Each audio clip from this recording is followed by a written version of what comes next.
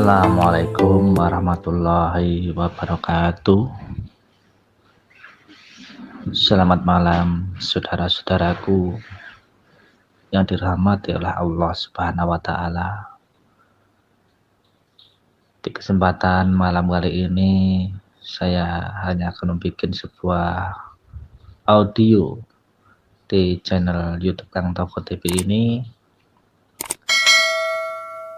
terkhusus untuk para pejalan rohani yang memilih jalurnya di jalur Torekot.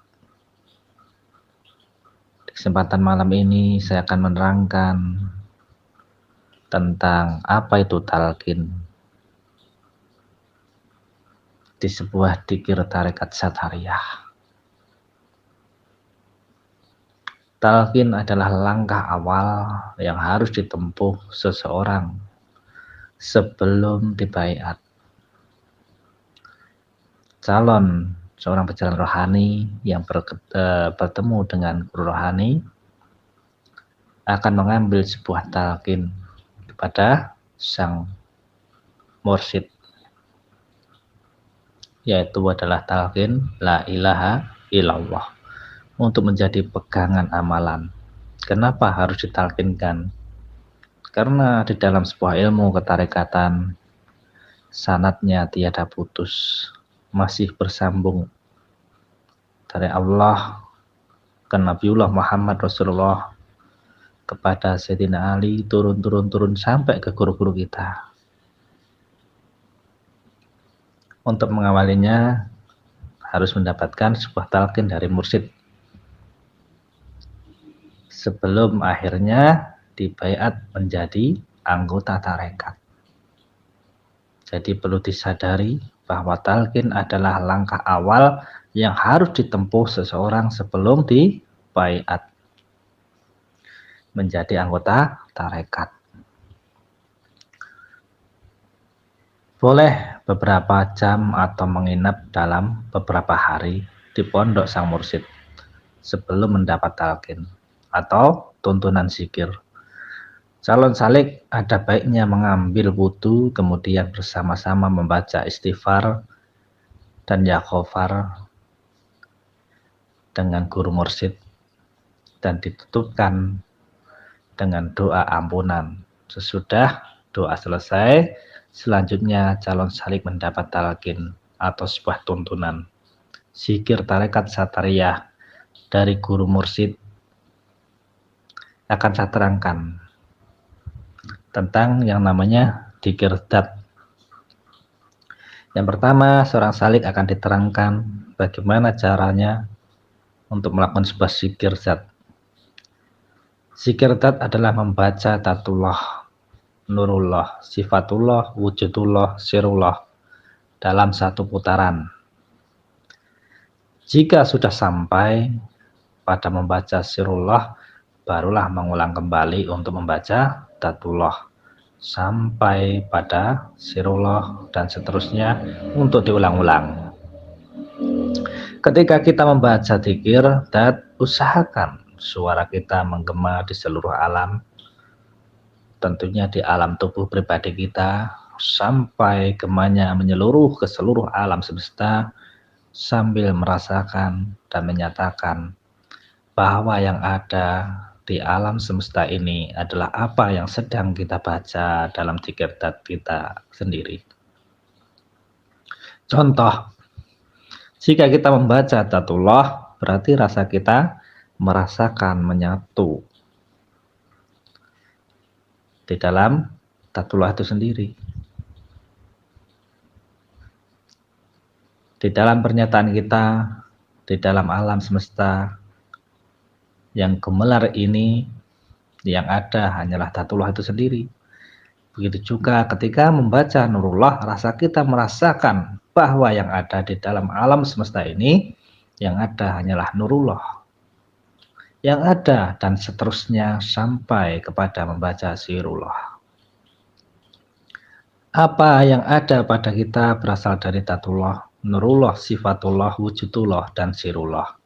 Dan ketika membaca dzikir dzat bertanda kita sedang mengembalikan diri mengembalikan diri kita kembali kepada sang pemilik jiwa ini, sang pemilik ruh ini, sang pemilik raga ini.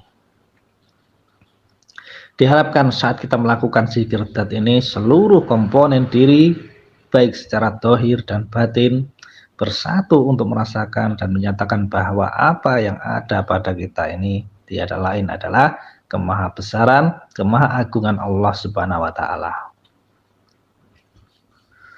Lakukan zikir dzat ini dengan rasa persatuan yang tinggi sebanyak 3 kali sampai 7 kali, sampai terasa bahwa apa yang ada pada diri kita dan seluruh alam semesta lebur dalam dzatnya, dalam nurnya, dalam sifatnya, dalam wujudnya dan dalam sirnya.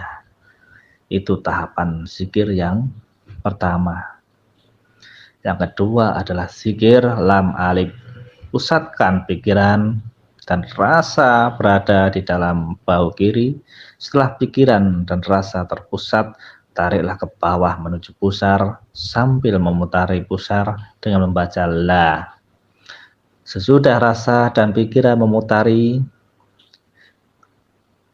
pusar dengan menariknya menuju bahu yang ditarik ke atas, kanan membaca ilaha seperti membentuk huruf lam alif.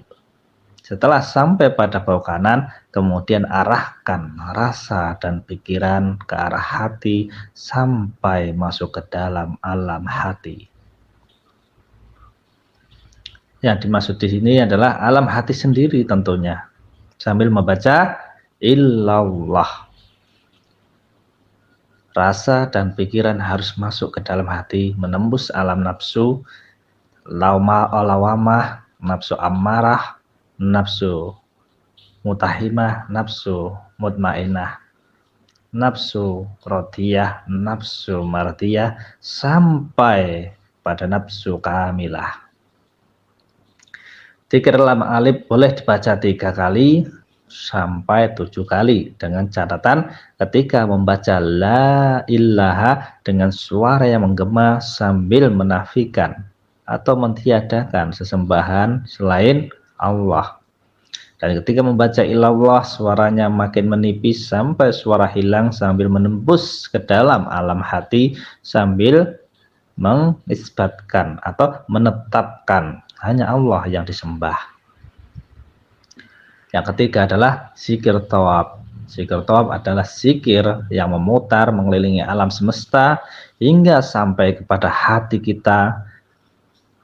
Dengan apa? Dengan kita memberangkatkan dari bahu kiri, memutar sampai bahu kanan, lalu masuk ke dalam hati. Pertama, pusatkan pikiran dan rasa pada bahu pundak kiri. Setelah terpusat, bacalah la sambil merasa memutari alam semesta dan kembali lagi menuju pundak kanan dengan membaca ilaha. Setelah sampai pada pundak kanan, baru rasa dan pikiran masuk ke dalam hati untuk memasuki seluruh lapisan sampai kepada nafsu kamilah sambil membaca illallah. Zikir thawab boleh dibaca 3 kali atau sampai 7 kali dengan penghayatan peresapan penjiwaan, dengan membaca ilallah sambil menafi atau mentiadakan segala sesuatu, yakni mentiadakan selain Tuhan, ya hanya yang ada hanyalah Tuhan. Nah, dengan suara yang menggema, ilallah sambil isbat, yakni menetapkan Allah saja sebagai Tuhan dengan suara menipis. Juga boleh menetapkan dalam nafi isbatnya, tidak ada yang berhak disembah dalam alam semesta ini kecuali Allah. Tidak ada yang dituju di alam semesta ini kecuali Allah. Tidak ada yang dicari di dalam semesta ini kecuali Allah. Tidak ada yang dicintai di alam semesta ini kecuali Allah. Yang keempat adalah zikir kullu jasad. Zikir kullu jasad ini ada 2, yakni pada seluruh anggota badan dari ubun-ubun sampai kepada ujung jari, jari kaki atau satu persatu dari setiap anggota badan. Ketika kita berzikir, kulut jasad ini boleh dibaca pada seluruh tubuh atau pada bagian-bagian tertentu saja. Jadi, jika ingin zikir kulut jasad pada seluruh tubuh, kita harus memusatkan pikiran dan rasa kita, perhatian kita pada ubun-ubun. Lalu dengan membaca la ilaha illallah, memenuhi seluruh isi kepala dan terus turun sampai kepada ujung jari dua kaki. Selama perjalanan memenuhi seluruh tubuh kita dengan merasakan dan menyatakan di dalam seluruh tubuh ini tidak ada Tuhan yang patut kita sembah. Hanya Dia, Sang Pencipta, yang memiliki tubuh ini, yang mengatur segala sesuatunya di dalam diri kita. Hanya Allah. Bila ingin zikir kulut jasad pada bagian tertentu saja, pusatkanlah pikiran dan rasa pada satu bagian tubuh yang ingin berzikir. Jika kita menginginkan di mata, maka pusatkanlah perhatian kita di pemikiran dan rasa tertuju pada dalamnya mata. Setelah merasa di dalam mata, barulah membaca la ilaha illallah hingga menembus latifah mata sampai menembus sirnya mata. Diingat kembali bahwa di dalam setiap bentuk wujud yang ada pada wujud kita dan anasirnya, di dalam anasir ada latifah, lapisan-lapisan halus gaib. Di dalam latifah ada sir atau rasa dari gaib itu sendiri. Jadi ketika kita berzikir kulut jasad pada bagian tertentu, contoh pada mata seperti yang di atas, la ilaha illallahnya harus terus masuk sampai kepada latifahnya. Mata cirinya adalah di dalam alam mata ini ada batin. Kita melihat cahaya yang menakjubkan. Cahaya-cahaya itu tersambung dengan zat yang maha melihat. Dari cahaya-cahaya inilah mata kita diperkenankan untuk melihat alam dunia. Teruskan zikir la ilaha illallah sampai menembus sirnya mata. Cirinya adalah rasa mata kita merasa bahwa penglihatan mata saya ini berasal dari zat yang maha melihat. Bila sudah merasa seperti itu, barulah rasakan dan nyatakan bahwa tidak ada Tuhan yang disembah yang telah memberikan penglihatan pada mata kita ini kecuali Allah. Selanjutnya, ketika ingin melanjutkan pada bagian lain, maka penjelasannya sama seperti apa yang saya jelaskan pada bagian mata tadi. Zikir kulut jasad kedua boleh 3 kali sampai 7 kali. Dengan catatan zikirnya harus berkualitas. Penuh pendalaman yang semakin mendalam. Ketika memasuki 1 kali zikir la ilaha illallah harus sudah masuk di dalam 2 kali zikir la ilaha illallah, harus lebih masuk ke dalamnya hingga tanpa terus menembus di kedalaman yang paling terdalam dari seluruh bagian tubuh. Yang kelima adalah zikir qalbu. Zikir qalbu adalah zikir yang dibaca oleh susunan dalam hati. Tentunya dalam hati kita sendiri. Di dalam hati terdapat 7 hawa nafsu. Jadi zikir hati adalah zikirnya nafsu kepada Allah. Zikir hati dalam tarekat satariyah yang sedang kita jalankan adalah membaca illallah yang dimasukkan ke dalam alam hati sampai menembus pusat alam hati. Pusatkan pikiran dan rasa berada di dalam hati, tapi bukan pada hati yang tohir, tapi pada isinya, yakni alam nafsu yang berada di dalamnya. Setelah terpusat perhatiannya dan merasa telah berada di alam nafsu, barulah seluruh ruang hati berzikir dengan membaca illallah. Terus masuk ke dalamnya, menembus nafsu lawamah, nafsu ammarah, nafsu mutahimah, nafsu mutmainah. nafsu radiyah, nafsu maradiyah, dan nafsu kamilah di dalam hati nurani. Dalam perjalanan menembus alam nafsu dengan zikir qalbu ini dibiasakan. Biasanya ya, bukan dibiasakan. Biasanya kita akan mengalami suatu keadaan yang hadir pada saat itu. Sesuatu dengan tembusnya zikir illallah. Biasanya ini akan diawali dengan rasa mual pada lambung. Kadang sampai terjadi muntah. Juga kadang keluar lendir.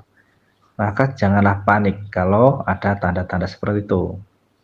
Karena itu adalah suatu pertanda adanya hijab batin yang berasal dari nafsu lawamah. Berarti itu sedang dibersihkan. Alhamdulillah jika terjadi demikian. Sebab zikir illallah telah masuk ke dalam nafsu lawamah. Selanjutnya jika zikir illallah masuk ke dalam nafsu amarah, rasa hati menjadi hangat dan terasa ada seperti yang mengusap. Inilah pertanda hijab nafsu. Amarah sedang dikeluarkan ke dalamnya. Lagi ya, ke dalamnya lagi zikir illallah masuk dalam nafsu mutahimah, akan muncul seluruh rekaman kesalahan-kesalahan di masa lalu kita. Pada saat itu juga maka hadir penyesalan dan rasa perminta maafan ya, atau rasa permintaan ampunan kepada Allah Subhanahu wa taala. Inilah pertanda nafsu mutaimah sedang dibersihkan, mengingat hijab-hijab apa saja yang masih tersisa sesuai dengan apa dipengerti, atau mungkin kejelekan-kejelekan kita yang kita lakukan akan ditimbang, maka akan dibersihkan yang kotor, akan dijaga kebersihannya. Karena apa? Nafsu mutaimah itu sangat lembut, maka di dalamnya juga akan disikirkan dengan membaca zikir illallah. Selanjutnya masuk ke dalam nafsu mutmainah. Cirinya adalah seluruh ruang hati menjadi dingin, dan bila terus masuk zikir illallah, maka hati akan semakin dingin dan menyejukkan, hingga sampai terasa ada air yang sangat menyegarkan keluar dari dalam hati dan mengaliri seluruh ruang batin yang ada di dalamnya. Seluruh tubuh inilah yang disebut dengan ma'ul hayat, yakni air kehidupan yang berada di dalam samudra hati. Bila zikir illallah sudah menembus nafsu mutahimah, zikir itulah akan mudah terhantar kepada nafsu radiyah, yakni merasakan ikhlas, merasakan ridho terhadap zikir yang sedang diperjalankan. Sesuatu rasa ikhlas, ridho hadir. Karena apa? Zikir illallah akan cepat masuk ke dalam nafsu mardiyah. Pada saat itu hati merasa bahwa zikirnya diridhai Allah Subhanahu wa taala. Setelah merasa zikirnya diridhai Allah, maka zikir illallah akan ditarik otomatis oleh nafsu kamilah, sehingga timbullah rasa sempurna terhadap zikir yang diperjalankan. Karena telah menghantarkan ke seluruh nafsu untuk mengingat Allah Subhanahu wa taala. Hati adalah tempatnya nafsu. Bersemayam di dalamnya ada ruang batin yang berisi cahaya-cahaya yang terus bergerak untuk memenuhi ruang hati tersebut. Bila ruang hati didominasi warna merah, berarti saat itu kita sedang tersambung dengan nafsu amarah. Dalam menyikapi hidup pada saat ini juga, dan jika mendadak ruang hati berubah warna putih, berarti saat itu kita telah tersambung dengan nafsu mutahimah. Pertanda nafsu amarah kita sudah dikuasai oleh nafsu mutahimah. Jadilah kita sadar, tenang dan tentram. Nafsu lawamah cahayanya hitam samar, nafsu amarah cahayanya merah, nafsu mutahimah cahayanya kuning, nafsu mutmainah cahayanya putih, jernih, nafsu rotiyah cahayanya jernih, mengkristal, nafsu mardiyah cahayanya sangat menerangkan, nafsu kamilah cahayanya menyinari meliputi seluruh nafsu. Setiap warna cahaya mudah muncul lalu berubah karena warna lainnya terus bergerak mendominasi. Nah, inilah tanda bahwa keadaan hati itu berbolak-balik atau yang biasanya disebut dengan mukhalibal qulub. Kadang loamah, amarah, mutahimah, mutmainah, radiyah, mardiyah, atau kamilah. Setiap warna cahaya hati yang mendominasi menjadi keadaan hidup. Saat itu, atas inilah kita harus selalu mencernihkan hati dengan selalu berzikir illallah sambil hati berubah menjadi tenang dan tentram dalam kasih sayang ilahi. Zikir kolbu ini dibaca semantap-mantapnya tanpa ada jumlah, dengan catatan zikirnya harus terus masuk ke dalam hati yang paling terdalam. Getarakan seluruh lapisan untuk berzikir illallah sambil mengisbatkan, menetapkan bahwa kita ada yang dicari di dalam hati hanyalah Allah. Zikir roh adalah zikir yang diucapkan oleh roh bagi roh sendiri dari semenjak dia diciptakan. Roh tanpa berhenti menyebutkan asma Allah hingga roh diturunkan memasuki tubuh kita. Roh tetap berzikir menyebut Allah, Allah, Allah. Hanya saja kitanya yang masih terhijab, kitanya tidak bisa mendengar. Roh selalu berzikir karena kita disibukkan dengan berbagai macam aktivitas di dalam dunia ini. Ketika roh diturunkan dalam tubuh manusia, roh ini disemayamkan di dalam jantung, tepatnya lubang jantung sebelah kiri. Nah, di sanalah roh berada dan memancarkan ke seluruh tubuh untuk menggerakkan seluruh fasilitas hidup yang telah diperuntukkan untuk manusia. Dari pancaran menjadi berlapis-lapis. Dari lapisan-lapisan roh dinamakan dengan nama yang berbeda sesuai dengan fungsinya. Dalam menggerakkan kehidupan ada roh nabati, roh hewani, roh jasmani, roh rohani, roh rahmani, roh robbani, dan roh idhofi. Nah, roh idhofi inilah yang bersemayam di dalam jantung. Dan apabila nanti roh kembali kepada pemiliknya, roh akan diberangkatkan dari jantung naik ke ubun-ubun. Selanjutnya roh akan kembali ke negerinya. Maka dari itu kita harus sering-sering memusatkan pikiran dan rasa kita ini ke dalam jantung. Carilah detak jantung. Setelah berada di dalam detak jantung, perjalankan rasa dan pemikiran masuk ke dalam jantung, tempatnya roh, bersemayamnya roh. Nah, sesudah merasa di dalam alam jantung, barulah menyebut zikir atau lafaz Allah, Allah, Allah. Seperti itu ya. Jadi dengan penuh penjiwaan, penghayatan, peresapan. Nah, zikir Allah memasuki alam jantung, 2 kali zikir Allah atau 3 kali atau terserah berapa, semaunya, semampunya, seenaknya, seenjoynya, dibaca terus menerus sampai kita betul-betul lebur. Melebur sampai zikir Allah diperjalankan bersatu dengan ruh untuk bersama-sama menyebut namanya.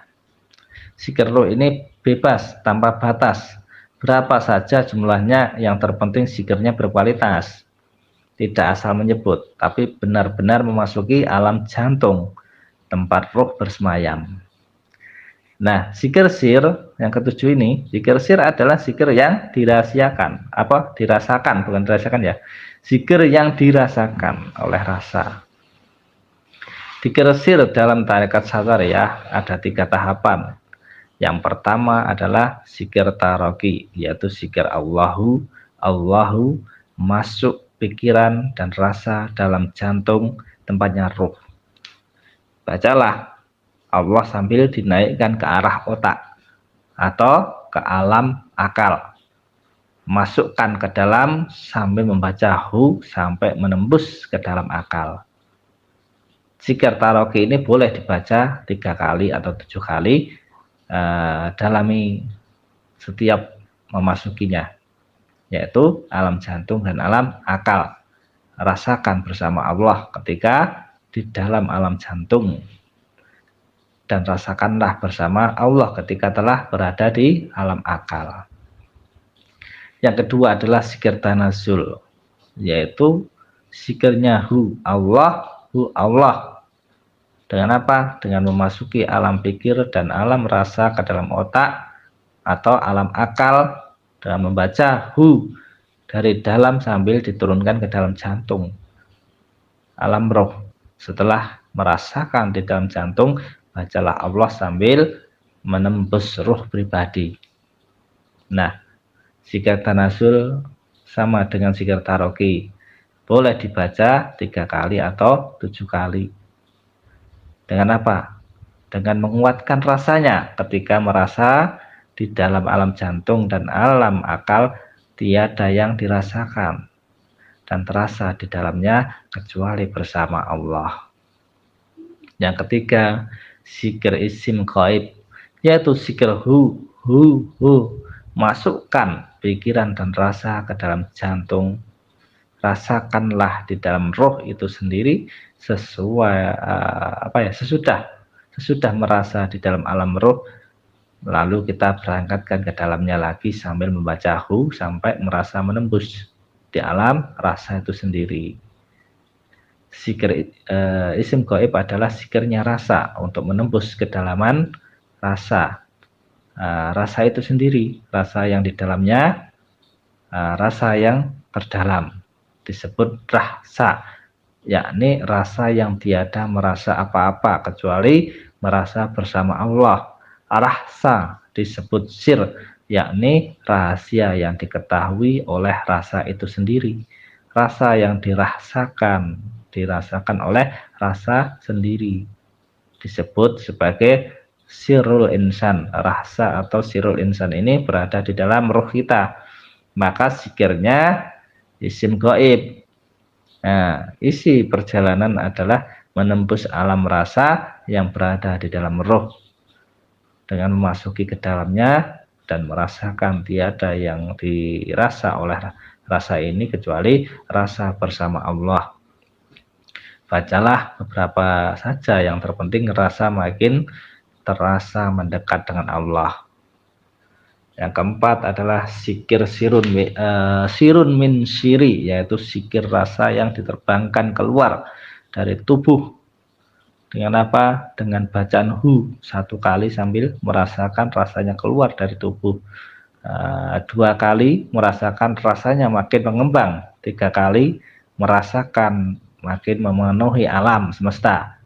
Teruslah keempatnya makin memenuhi dan terus memenuhi alam semesta yang tak terbatas. Dalam perjalanan rasa memenuhi alam semesta, rasakanlah rasa ini makin dekat dan terus makin mendekat dengan Allah, sampai kesadaranmu berpindah dari sadar ke bawah sadar hingga sampai pada nirsadar. Sadar berpindah dari sadar ke bawah sadar hingga sampai pada nirsadar itu tadi. Jadi alam dohir, bawah sadar adalah di alam dohir. Sadar di alam batin. Sadar nir sadar adalah sadar sesadarnya, sadar di alam batin. Zikir sirun min siri ini dibaca lepas ya, tidak berjumlah. Yang terpenting adalah rasanya semakin diterbangkan mencari Allah di luar diri alam semesta, teruslah memenuhi alam semesta sampai sadar sesadar-sadarnya tiada yang dirasa oleh rasa di dalam semesta ini kecuali merasa bersama Allah. Nah, seperti itu saudara-saudara, penerangan saya ini semoga bermanfaat. Ini penerangan secara global, secara rinci, secara singkat, walaupun agak panjang ya. Tapi untuk memahami memaknanya, bagi yang berminat berjalan di dunia rohani dengan mengambil jalur tarekat, silakan bisa datang kepada mursyid-mursyid Satariyah yang ditunjuk. Nah, nanti untuk cari informasi bisa hubungi admin di konten YouTube saya. Seperti itu. Semoga bermanfaat. Terima kasih. Assalamualaikum warahmatullahi wabarakatuh. Tampi, kalau tampi Pak De. Tidak khawatir lur, awak dhewe isih dipikir para leluhur. Mulai padha-padha ngawur, tetep obat nganggo budi pekerti luhur. Zaman bingung, negara dadi wong bingung. Para pemimpin wis golek untung, rakyat wis padha lontang lantung. Iki lagu kanggo pemimpin lur, mergo kabeh wis